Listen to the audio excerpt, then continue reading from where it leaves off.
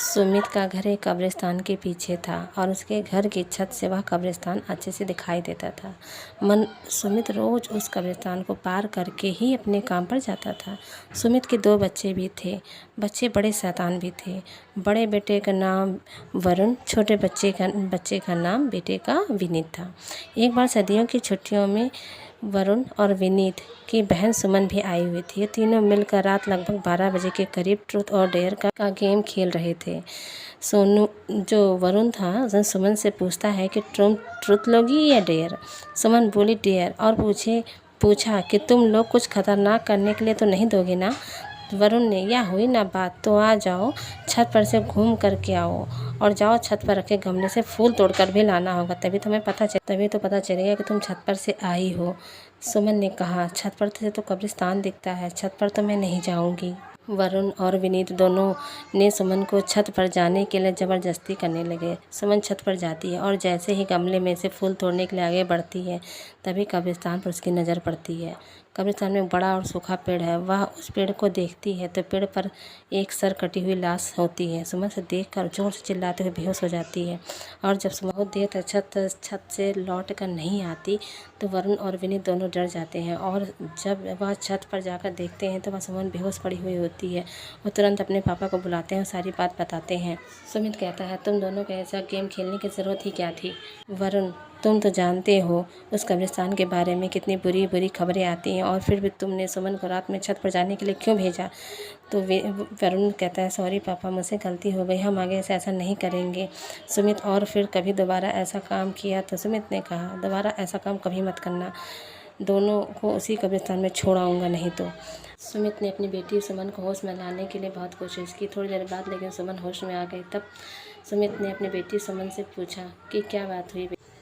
सुमन ने छत पर हुए इसी हालात में छत पे हुई सारी बात पापा को बता दी। उसने क्या देखा, पापा ने उस कब्रिस्तान के बारे में ऐसी खबरें पहले भी सुनी थी, इसलिए वो सुमन को डांटना नहीं चाहते थे और बच्चों को संभल कर रहने की सलाह देते हैं। एक दिन सुमित को काम से छुट्टी मिलने में देरी हो गई और उस दिन उन्हें कोई साधन भी नहीं मिला था। वह पैदल ही घर की ओर चल दिए। उधर वरुण और विनीत दोनों आपस में बातें करने लगते हैं। वरुण कहता है, विनीत, तुम्हें क्या लगता है सुमन ने जो कहा वह सच है। मुझे लगता है कि वह सिर्फ बातें बना रही है, वह हमको डरा रही है। तभी विनीत कहता है, अरे नहीं भाई, तुमने उसकी हालत नहीं देखी, यह दिन भी और वह रुकने को तैयार नहीं लगता। मुझे लगता है कि उसने जो भी देखा वह सच था। तभी वरुण कहता है, चलो हम कब्रिस्तान में जाकर खुद ही देख लेते हैं। विनीत कहता है, अरे भाई, तुम पागल तो नहीं हो गए हो, मुझे अपनी जान बहुत प्यारी है, मैं उस कब्रिस्तान में कभी नहीं जाऊंगा और तुम भी मत जाना। करने के बावजूद वरुण नहीं मानता और वह अकेले ही कब्रिस्तान की ओर चल पड़ा। कब्रिस्तान का दरवाज़ा खुला हुआ था। वह अंदर चला जाता है। वह उस पेड़ की ओर भी देखता है जिस पर पेड़ पर सुमन को सर कटा हुआ लाश देखी थी। उधर वरुण खड़े होकर उस पेड़ की ओर देख ही रहा था, तभी एक अदृश्य हाथ उसके पैरों को जकड़ लेता है। वरुण बहुत डर जाता है, जोर जोर से चिल्लाने लगता है, बचाओ बचाओ, मुझे छोड़ दो, मुझसे गलती हो गई, आज के बाद दोबारा यहाँ कभी नहीं आऊँगा। दूसरे कोने पर एक कब्र भी होती है जो खुली हुई थी, उसके ऊपर खून लगा हुआ था। वह अदृश्य हाथ वरुण को खींच कर लाते हैं और उस कब्र में डालने की कोशिश करते हैं। वरुण चल रहा था, छोड़ दो, मुझसे गलती हो गई, फिर भी यहाँ कभी भी नहीं आऊँगा। मुझे जाने से पैदल घर पहुँचने ही वाला था। जैसे ही वह कब्रिस्तान गुजरा उसे वरुण की आवाज़ सुनाई देती है। सुमित ज़्यादा ध्यान नहीं देता और घर चला जाता है। घर पर जाकर वह वरुण को नहीं पाता है। तब वह विनीत से पूछता है कि वरुण कहाँ है।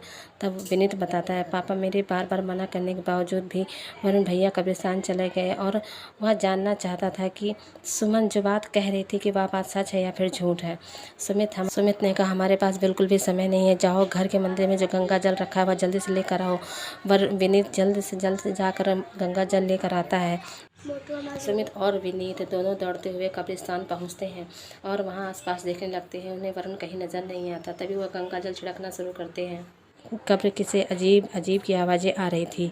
विनीत बहुत डर जाता है। सुमित कहता है, मुझे लगता है श्रापित प्रेत आत्माओं ने वरुण को इसी कब्र के अंदर कैद कर लिया। हमें जल्द ही इसे निकालना होगा। तुम यह पवित्र जल अपने पास छिड़कते रहो, इससे यह प्रेत आत्माएं कोई नुकसान नहीं पहुँचा, तुम्हें कुछ नहीं होगा।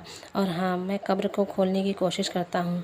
सुमित उस कब्र को खोलने की कोशिश करता है पर तभी कब्र खुल जाती है और उसके अंदर से वरुण को लेकर हॉस्पिटल जाता है और उसकी गंभीर हालत देखते हुए डॉक्टर उसका इलाज शुरू करते हैं। हालांकि उसकी बाद में हालत सही हो जाती है, पर उसके बाद वह उस घर को छोड़कर कहीं और रहने के लिए चले जाते हैं।